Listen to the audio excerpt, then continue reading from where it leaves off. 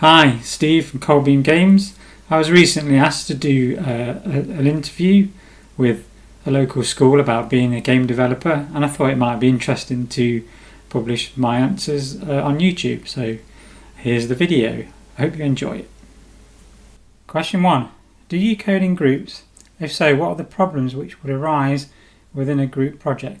Well, at the moment I code on my own, but I used to work in a big team at DID and THQ and Juice Games, where we had 20, 30, 40 people working on the same project. Now, that all works fine if everybody's working on the different parts, because these code bases are really big and the games are really big, so lots of people tend to be on different parts of the project. So you all code on your computer. You have a merge system like a GitHub, for example, revision control system. So that means when you've got a central code base, and then when you change something, your code gets merged in, other people's code gets merged in, and then you update and you get everyone else's changes, and that flows quite nicely until two people change the same piece of code at the same time, and then you get what's called a conflict, and you normally have to go and see the other person and you work out which bits of code to keep and rearrange it. But that didn't really happen that often, but if it did, it could cause quite a big mess. But if you understood the code well, and you know the other person is working on it, you can normally resolve it reasonably quickly. So big projects with lots of people, in terms of code, wasn't the problem. The bigger problem is probably more the design. Like if you've got your design slightly wrong, you might find that as the code base gets bigger, all sorts of problems and bugs starts to occur. Question 2. What was your favourite project personally? Well, I liked all of them, but I mean it's probably got to be Beat Hazard, because Beat Hazard was the first game I wrote as an independent developer, and it's what the success of that game have then allowed me to keep writing games for the last 14 years now on my own. So for all sorts of reasons, that's probably my favourite. It's just, it ticks so many boxes in terms of the fun I got out of doing it, and also what it's allowed me to do since then. Question 3. What is your favourite part of coding? To me, I think it's when I get a problem solved. When you write some code that does something that maybe you initially thought this is going to be really tricky, or just does something cool, or you solve a really tricky problem. Like, to me, the coding is the means to an end. Is the code when it does the thing that you're aiming for? It's so rewarding. And the flip side of that is, it can be really, when you've got a really hard bug and you just can't find it, or you might realise that a bug means all sorts of code is going to be affected. You're going to have to change the way it all works because you didn't think of a certain scenario or a certain case. But code that works well and fixes the problem is very rewarding. I get a lot of enjoyment out of that. What qualifications do you need to be a computer game developer? Game development is so broad now. You could have, you can go into the art side, you can go into the programming side, QA, design, management. So, but if you're specifically talking about, say, writing your own game, or the coding part, is definitely pretty good maths. Doesn't have to be stellar. Good at programming. I would recommend at some point you go and learn something like Python. If you want to do games, C++. But once you learn one programming language and got your head around what's called object-oriented design, that's when you can pretty much use any language after that. You'll once you get that bit in terms from a coding and design point of view, then you sort of cracked it. You'll be very flexible in whatever language you want to use. Like I say, maths, you have to be pretty good. As a game developer as well, you need to be creative. You need to be able to, from a game design point of view, think in your head how certain games are going to work, be able to play them in your head, and things that work well, things that don't work well, and sort of like before you even really go any further, even writing it down on paper is like you've just played it a bit in your head, and then you start maybe fleshing out on paper, and before you really for me, before you start writing the game, you've already got a feel for what it's going to be.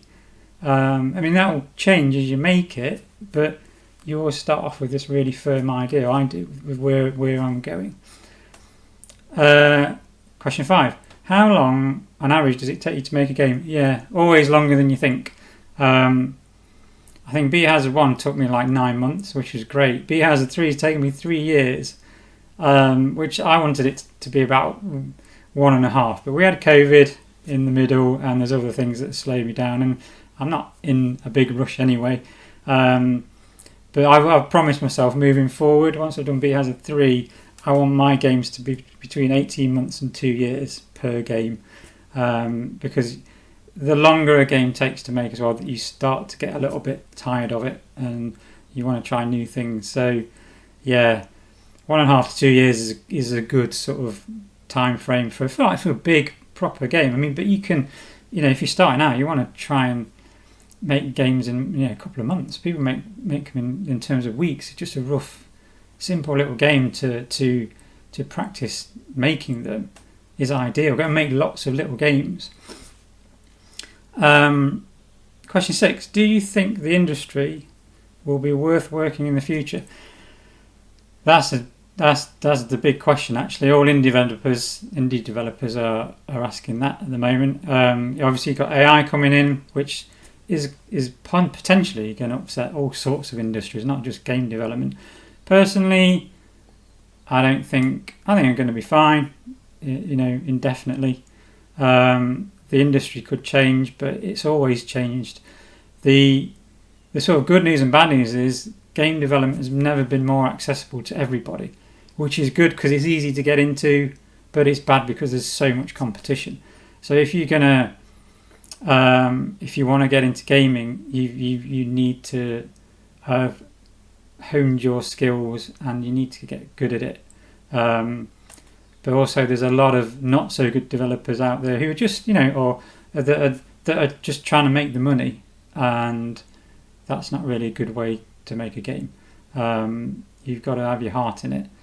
But if you learn something like C++, that will hold you in good stead for other sorts of jobs. So even if game development doesn't work out, if you're a good programmer, you'll probably always have a job.